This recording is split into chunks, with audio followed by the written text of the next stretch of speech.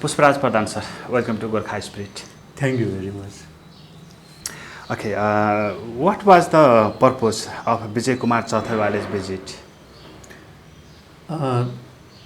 Chauthaiwala is the leader of the ruling party in India. The ruling party in India needs to improve its relations with the neighboring countries. And just in Nepal, the government has been changed. Now there is a coalition government dominated by the communists.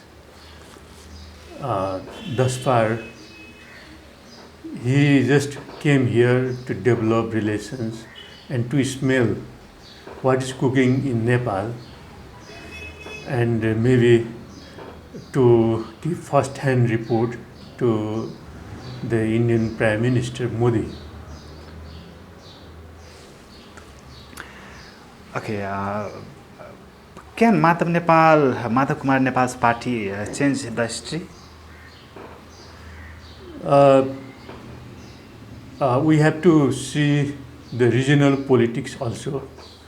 And Nepal's politics is highly dominated by the Indian politics. In India, there is orthodox Hindu government, Hindu religious government, BJP. BJP is known as anti-communist party. And during the election also in India, BJP had fought the war on religion, and BJP had campaigned for Hinduism, and communists do not believe on religion. So in Nepal was a Hindu nation, but after 2006 April, all of a sudden, after the change in 2006 April, during the drafting of the constitution in 2008, I think,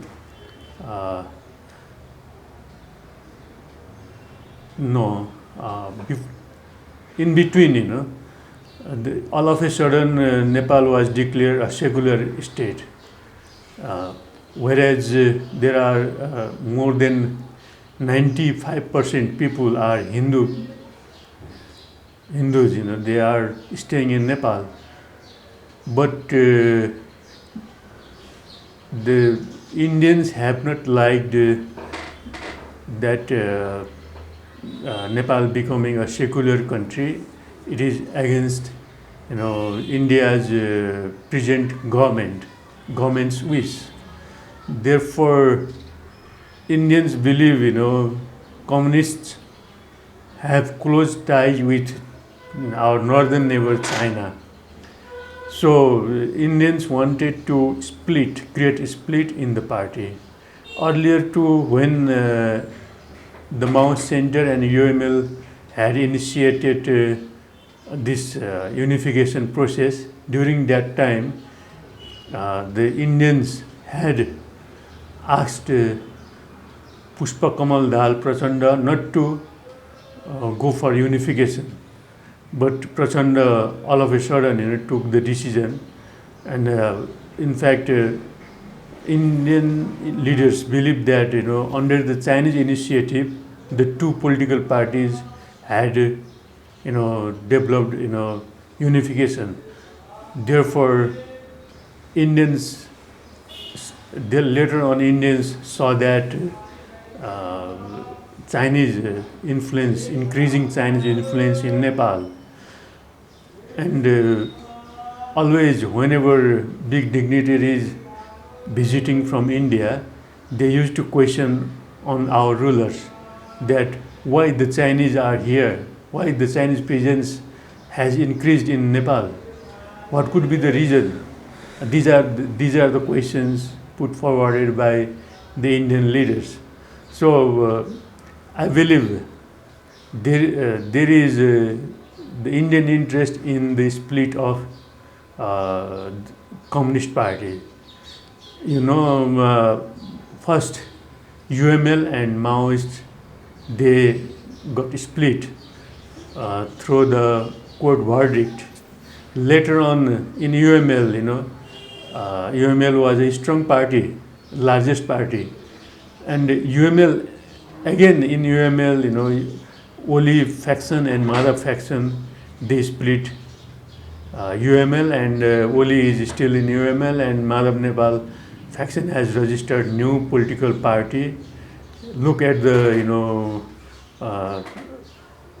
decisions taken by the election commission and the House of Representatives. Even in spite, even Oli was opposing. Oli had rejected.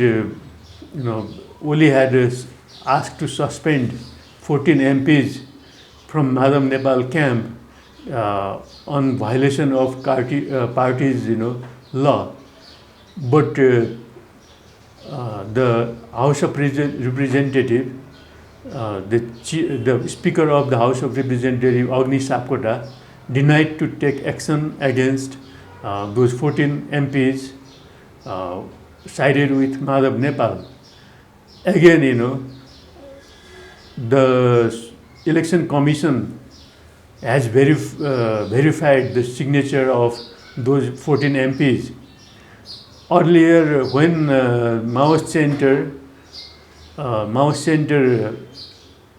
took action against those MPs sided with Oli, that time immediately the speaker had suspended the post of member of parliament of those sided with the Oli side. But later on this same issue, when UML asked to take action against those 14 MPs violating party's law, they have been escaped. Agni Sapkota was reluctant to take action against them, and again election commission supported the Sapkota's decision, and now UML is going to the court.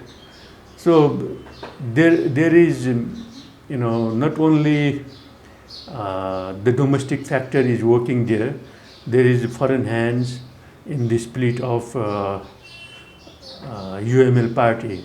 And you said about Madhav Nepal's future. I don't if as long as there will be BJP government in India, I don't see any possibility of flourishing of the communist forces in Nepal. They will split, they will continue to split, and not only Madhav Nepal's future, but also Prachanda's future, and also Oli's future is very dark. They are heading towards a dark political scenario. What's the performance of the coalition government? Look, it has already been 6 weeks now. Last week I told you 5 weeks. Now it is already been 6 weeks that the court assigned Sherbahadur Deoba, Prime Minister Sherbahadur Deoba, is running his cabinet with four ministers. He is unable to expand his cabinet. He is unable to give final shape to his cabinet. So, and we came to know that there is dispute in every political party in alliance government, like NC, UML, NC, Maoist Center, this United Socialist Party, and this JSP. The aspirants, there are many aspirants, who want to become the minister, and even they are ready to split the party if they are not going to assign the ministerial position. So this ordinance, this ordinance on split of the party has made easy to split the political parties. So how to adjust, as per the constitution, the cabinet should not be bigger than 25 members. But it has become very difficult to adjust their own political workers, party workers, in this 25, today, as per today's report, we came to know that Nepali Congress is going to get 7 ministerial positions, including the Prime Minister's post, and other 3 parties are going to get 6 ministers each. So in this way they are trying, but out of 6 in talking about Nepali Congress, Deuba has already assigned 2 ministers, and now there left Deuba 3, including Deuba. The 3 ministers have been already included in the ministry from the Nepali Congress government. Now there left 4, and Deuba has to satisfy those Chitola camp, Podel camp, Koirala camp. There are many camps in the Nepali Congress. Accordingly, Madhav Nepal has to satisfy those who have supported him to split the party, and also JSP leaders are worried of more party members are going to quit the party if they are not included in the ministerial position. So all are in problems. So this is the reason why the cabinet expansion process has been delayed. And when all are interested to become minister, when all are they are visionless, they are doing nothing, they are fighting with each other in the party, and they have no idea about construction, building of the nation. So I have no expectation at all with this coalition government. This is just for organizing a loot on the government coffer. Okay, at the last, who do you see the possibility of winning the Nepali Congress General Convention? Here also, internal factor and external factor, they work in the election of Nepali Congress. And the main thing is that Sherbaru Deuba is the sitting Prime Minister. Automatically, he has power, and he can misuse the power during the election, and during the party election, And if the rival camp, Deuba's rival camp, will be divided, if they will not be able to develop consensus on single candidate, Deuba's victory is obvious. We can guess.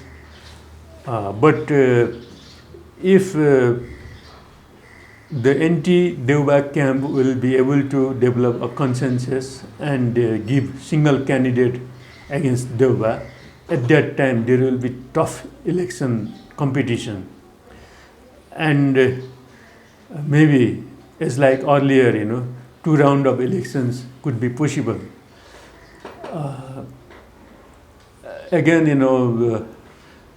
in the party election, Delhi's interest cannot be avoided. Delhi is also keen to bring his own man.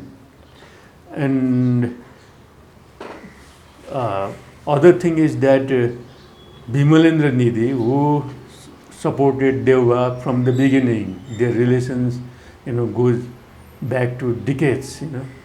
But right now, Nidhi has used to challenge Deva.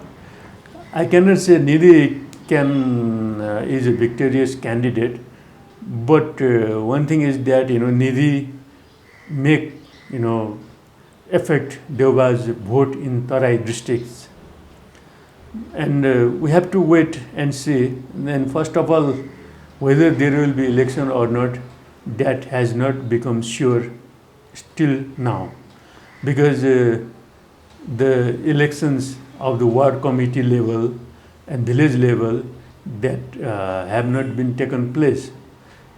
So we have still wait. We have to wait and see the situation. The situation is not clear, but if there will be the rival camp in Deva will be divided, at that time Deva's victory is almost sure. Thank you, sir, for joining with us. Welcome.